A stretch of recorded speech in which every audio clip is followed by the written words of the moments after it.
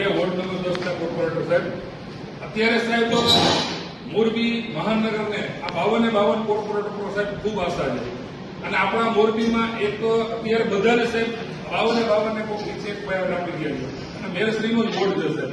તો એ મોરબીનો એક આપણે દાખલા આઇકોનિક રોડ સાહેબ બનાવવાના છે અને એ આઇકોનિક રોડનું સાહેબ ખૂબ સુંદર કામ થયું છે.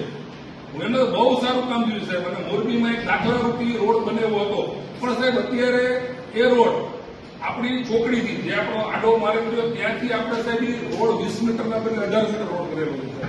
તો આજે સાહેબ હું તમને કીધું આપણે મહાનગર અમે 52 સાહેબ મેયરશ્રી આપને સાહેબ 100% આપના સહકારમાં છે.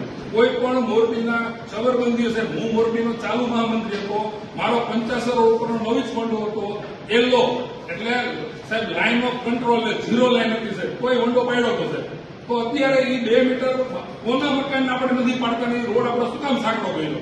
તો સાહેબ આપણે 52 કોર્પોરેટર અમે સહકારમાંથી સાહેબ તો એ રોડ નું ડિઝાઇન શું કામ ફેરવી અને આપણે એનું કારણ શું છે? અને બીજું આપણા અધિકારીઓ સાહેબ 52 કોર્પોરેટર છે સાહેબ, એકથી આપણે મિટિંગ કરી અને આપણા અધિકારીઓ આજે સાહેબ મારા વોર્ડમાં એક પણ ઠેકાણે રોડ નથી સાહેબ. અત્યારે છે બધે ભૂગર્ભને પાણીની લાઈન ચાલુ છે સાહેબ, પાણીના પ્રશ્નો આપશ્રીને મળ્યું છે, મેયરશ્રીને કીધેલું છે સાહેબ. તો એ આપણા અધિકારીઓ હજી જોઈ હજી સાહેબ આજ 5મો દિવસ થયો સાહેબ, હજી જોઈ જાય છે બરોબર. અહીંયા કોઈ ગ્રાઉન્ડ લેવલ લગીને આપણું કામ નથી થયું, ધૂળતું તગર નથી થયું.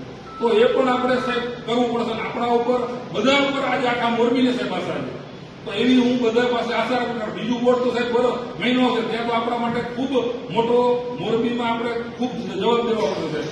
તો આપશ્રીને મારી એટલી વિનંતી છે સાહેબ કે દરેક કોર્પોરેટરોને આપણા અધિકારી સૂચના આપેલા તરફ કામ થાય એવી આશા રાખું છું સાહેબ.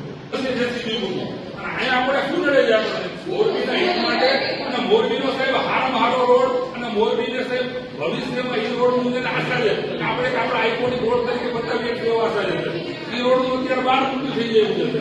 ઓનું આપણે ડિમોલેશનનું સાહેબ આપણે સત્તા છે. ઇરિગેશન ડિપાર્ટમેન્ટ દ્વારા એનું સંપાદન કરવામાં આવ્યું હતું, પરંતુ ત્યાં જે મકાનો બનેલા છે ઓવરલેપ થયેલા છે. આપણે દરેક પ્લોટ ધારકના લેઆઉટ એટલે એની જે જગ્યા હોય એ બધી માપણી કરેલી હતી અને ત્યાં પાછળથી થોડા ખસ્તા આવેલા છે. એને કારણે આપણે તે સત્ય લગ્ન બનાવી રહ્યા છીએ.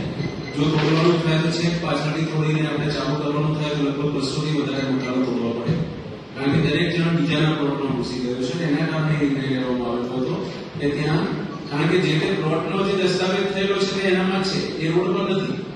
એને 100 ચોરસ મીટરનો દસ્તાવેજ હોય તો 100 ચોરસ મીટર જગ્યામાં છે. અત્યારે જાવ ને અત્યારે સામેની સાઈડમાં 3.5 મીટર રોડ સેફ થયો છે. તો આપણા ભાઈ શુભમભાઈ હતા એને આખો તરફ ધીરીકને બોલાવી 2 મિનિટમાં નક્કી કરી દીધું સાહેબ.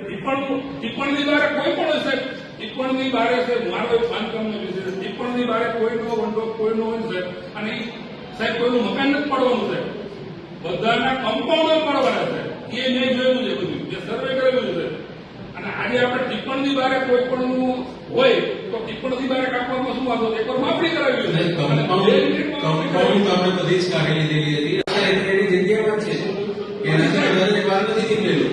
છતાં પણ જો તમારા ધ્યાનમાં ઉભો તો આપનો જે પ્રશ્ન હતા છે 10 મીટરની સેન્ટ્રલ લાઇનથી જે હતું ઇરિગેશન ડિપાર્ટમેન્ટનો હતો. અમારો પ્રશ્ન હતો 18 મીટરનો રોડ પાસ થયો હતો તે પ્રમાણે કરવાનું હતું, કોઈનું ડિમોલિશન કરવાનો ઉદ્દેશ નહોતો.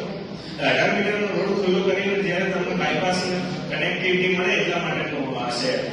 એવું કોઈ હતું નહીં કારણ કે કોઈનું ડિમોલિશન કરવું કે ના કરવું કે તો સાહેબ 18 મીટરનો રોડ કેમ નથી? 18 મીટરનું થ્રુ આઉટ થઈ ગયો છે. આના સાહેબ આપણો વચ્ચેનું સાહેબ